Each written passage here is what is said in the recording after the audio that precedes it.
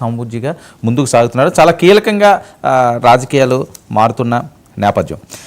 అయితే మహాసేన్ రాజేష్ వచ్చారు. ఎందుకంటే ఈయన చేసిన వ్యాఖ్యలు చాలా హాట్గా గత 2 రోజుల నుంచి పొలిటికల్ సర్కిల్లో చర్చ కింద సాగుతుంది. మరి ఆయన అండంలో తప్పు ఏమి ఉంది అంటే ఆయన పార్టీకి సంబంధించిన తెలుగుదేశం పార్టీ నాయకుడు.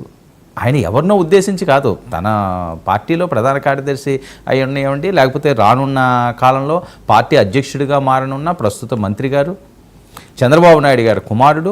ఆయన గురించి ఆయన అండాన్ని మరి అది వేరే రకంగా డైవర్ట్ చేస్తున్నారా, లేకపోతే ఈ మనసులో ఆంతర్యం ఏంటి? రాజేష్ కూడా మనతో ఉన్నారు లైవ్లో ఎక్స్క్లూజివ్గా. Rajesh, good evening sir. Good evening వర్మర్. ఏంటి చాలా రోజుల తర్వాత మళ్ళీ ఒక వైరల్ వీడియో అందరినీ షాక్ చేస్తుంది, షేక్ చేస్తుంది. డైరెక్ట్గా డిప్యూటీ సీఎం లోకేష్ గారికి ఇవ్వాలనడంలో ఆంతర్యం ఏంటి? ఇందులో ఏమైనా వేరే అంశాలు ఉన్నాయా? రాజకీయ పరంగా చూసుకోవాల్సిన అవసరం ఉంది, ఎందుకంటే ప్రతిదీ ఒక అస్త్రమే అవుతుంది కదా ప్రతిపక్షాలకి. అవునులేండి, అవును. అయితే అది వైరల్ వీడియో కాదండి, ఆ వీడియో మామూలు వీడియో, కానీ దాన్ని వైరల్ చేశారు. అది ఏంటో కారణం ఏంటో మరి నాకు కూడా తెలియదండి. ఎందుకంటే ఆ పార్టీలో అధికార ప్రతినిధిగా నారా లోకేష్ గారిని దగ్గరగా చూసిన వ్యక్తిగా నా అభిప్రాయం, నా ఆకాంక్ష తెలియజేశాను నాకున్న సోషల్ మీడియా ప్లాట్ఫామ్ ద్వారా. తప్ప మరి దాన్ని ఇంత ఇష్యూ చేసి డిబేట్లు చేసి దాన్ని మళ్ళీ వక్రీకరించి ఇప్పుడు రాజుగారి పెద్ద భార్య మంచిదంటే చిన్న భార్య చెడ్డదని అర్థం వస్తుంది అని మళ్ళీ అందులో నుంచి ఆ కోడిగుడ్డ మీద వెంట్రుకలు వేసి రకరకాలు చేశారు వర్మ గారు. ఏం మరి ఎందుకు చేశారో చేసిన వాళ్ళకి తెలియాలండి. అయితే నేను అడిగిన కోరికలో అయితే ఎక్కడ ఎవరిని అవమానపరచడం కానీ కించపరచడం కానీ అసలు సెకండ్ థాటే లేదు.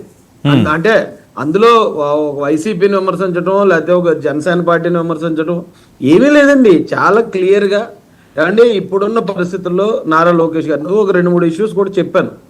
ఇప్పుడు ఆయన్ని ఎక్కడో 3వ లైన్ 4వ లైన్లో మీటింగ్స్లో చూడడం నాకు పర్సనల్గా నాకు అది చాలా ఇబ్బందికరంగా ఉందండి. ఎందుకంటే లోకేష్ గారి నాయకత్వం చూసే మేము పార్టీలోకి వెళ్ళిన వాళ్ళం. ఇప్పుడు సడన్గా ఆయన అలాగ ఉండటం మాకు కష్టంగా ఉందండి. వీలైతే సీఎంఏ చేయండి. సీఎం చేస్తే ఇప్పుడు చంద్రబాబు నాయుడు గారు కూడా ఏమన్నా పొరపాట్లు జరిగితే చూడడానికి ఆయన యాక్టివ్గా ఉన్నారు. ఆయన లోకేష్ గారిని చూసుకుంటారు. ఒకవేళ ఎక్కడైనా సీనియర్ని ఎవరినైనా సరిగా ఆయన గుర్తించలేకపోయినా లేకపోతే ఓవర్లుక్ చేసినా దాన్ని చూసుకోవడానికి చంద్రబాబు నాయుడు గారు ఉంటారు. అది కొంచెం సేఫ్ లాంచింగ్ ఉంటుందండి. పైగా ఇప్పుడు జగన్మోహన్ రెడ్డి ఏమంటాడండి, మాట్లాడుతుంటే చంద్రబాబు నాయుడు గారు ఏజ్ గురించి అతను విమర్శిస్తూ ఉంటాడు. మరికొద్ది మంది ఇంకా ఒక అడుగు ముందుకేసి సకల శాఖ మంత్రిగా లోకేష్ గారు ప్రవర్తిస్తున్నారనేమో కొందరు విమర్శిస్తున్నారు. సూడో సీఎం అంటున్నారు. అసలు ఏంటి ఆ విమర్శలు పడాల్సిన కర్మ లోకేష్ గారికి ఏంటి? సకల శాఖ మంత్రిగా అంటే గతంలో సజ్జల రామకృష్ణారెడ్డిని అనేవాళ్ళు అండి మేము. ఎందుకంటే అతను ఎలక్షన్లో పోటీ చేయలేదు, పోటీ చేసినా గెలవడు. ఒకవేళ గెలిస్తే అతను మంత్రి అయ్యే అవకాశాలు లేవు కాబట్టి అతన్ని ఇండైరెక్ట్గా ఉపయోగించుకునేవారు జగన్మోహన్ రెడ్డి గారు. అది లోకేష్ గారికి ఆ కర్మ ఏంటి నాకు అర్థం కాదు. ఆయన సకల శాఖ మంత్రిగా వ్యవహరించాల్సిన కర్మ ఆయనే.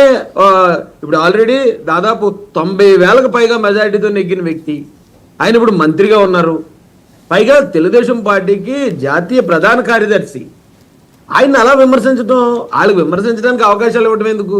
ఓ డిప్యూటీ సీఎం అయ్యారు అనుకోండి, ఆయన్ని సకల శాఖ మంత్రిగా వ్యవహరిస్తున్నారు అనడానికి విమర్శ